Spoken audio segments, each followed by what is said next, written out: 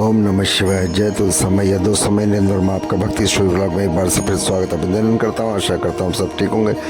Please blog को अधिक से अधिक लाइक सब्सक्राइब किया कीजिए। हम आपके लिए ब्लॉग बनाते हैं। मेरे प्यारे दोस्तों, आज मैं बताऊंगा तुलसी कौन थी और राक्षस कुल में जन्म लेने के बाद भी भगवान विष्णु के कैसे प्रिय है। कार्तिक मास शुक्ल पक्ष एकादशी भगवान विष्णु शालिग्राम के रूप में तुलसी विवाह किया जाता है। कई लोग द्वादशी तिथि पर भी तुलसी का विवाह करते हैं। कार्तिक मास के शुक्ल पक्ष एकादशी में भगवान विष्णु शालिग्राम के रूप में माता तुलसी का विवाह किया जाता है। कई लोग द्वादशी पे इसका विवाह करते हैं। तुलसी पूर्व जन्म में एक लड़की थी जिसका नाम वृंदा था, जिसके नाम राक्षस कुल में जन्म हुआ था। तुलसी पौधा पूर्व जन्म में एक लड़की थी जिसका नाम वृंदा था, राक्षस कुल में जन्मी। यह बच्ची बचपन से ही भगवान विष्णु की भगत थी। जब वह बड़ी हुई तो उसका विवाह राक्षस कुल के दानवराज जलंधर से हुआ। जलंधर समुद्र से उत्पन्न हुआ था। वृंदा बड़ी पवित्रता स्थित थी, सदा अपने पति की सेवा किया करती थी। एक बार देवताओं और दानवों के बीच युद्ध हुआ। जलंधर युद्ध पर जाने लगा था। वृंदा ने कहा, स्वामी आप युद्ध पर जा रहे तो आप जब तक युद्ध में रहेंगे मैं पूजा में बैठकर आपकी जीत का अनुष्ठान करूंगी। जब तक आप नहीं लौट आते मैं आपका संकल्प नहीं छोड़ूंगी।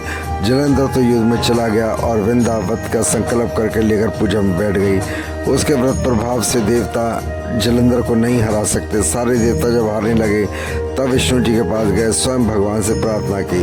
भगवान बोले, वृंदा मेरी परम भक्त है, मैं उससे छल नहीं कर सकता। इस पर देवता बोले, भगवान दूसरा कोई उपाय नहीं है तो बताएं, लेकिन हमारी मदद जरूर करें। इस पर भगवान विष्णु ने जलंधर का रूप धरा और वृंदा के महल में पहुंच गए। वृंदा ने जैसे ही अपने पति को देखा तुरंत पूजा से उठ गई, उनके चरणों को छू लिया। उधर वृंदा का संकल्प टूटा। उधर देवताओं ने जलंधर को मार दिया और उसका सिर काट कर अलग कर दिया। जलंधर का कटा हुआ सिर जब महल में आ गया तो वृंदा आश्चर्यचकित होकर भगवान की ओर देखा।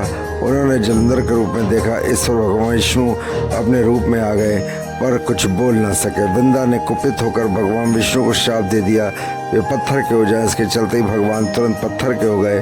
सभी देवताओं में हाहाकार मच गया। देवताओं की प्रार्थना के बाद जब वृंदा ने अपना श्राप वापस लिया, इसके बाद वे अपने पति का सर लेकर सती हो गई। उनकी राख से एक पौधा निकला। तब भगवान विष्णु ने उस पौधे का नाम तुलसी रखा और कहा, मैं इस पत्थर के रूप में रहूँगा और उसे शालिग्राम नाम से तुलसी के साथ की विवाह पूजा किया जाएगा। इतना ही नहीं, उन्होंने कहा कि किसी भी शुभ कार्य में बिना तुलसी जी के भोग से पहले मुझे कुछ स्वीकार नहीं करूँगा। पहले तुलसी भोग लगेगा तब मैं स्वीकार करूँगा। तभी से तुलसी जी की पूजा होने लगी। कार्तिक मास में तुलसी जी का विवाह शालिग्राम के साथ किया जाता है। साथ ही देवोत्निकाशी के तुलसी विवाह के रूप में मनाया जाता है। आपको कथा कैसी लगी प्लीज़ कमेंट्स बॉक्स में जरूर लिखें। प्लीज़ ब्लॉग को अधिक से अधिक लाइक करें, सब्सक्राइब करें, शेयर करें, बेल आइकन को प्रेस करें। जय तुलसी मैया। प्लीज़ ब्लॉग को अधिक से अधिक लाइक सब्सक्राइब करें। जय तुलसी मैया।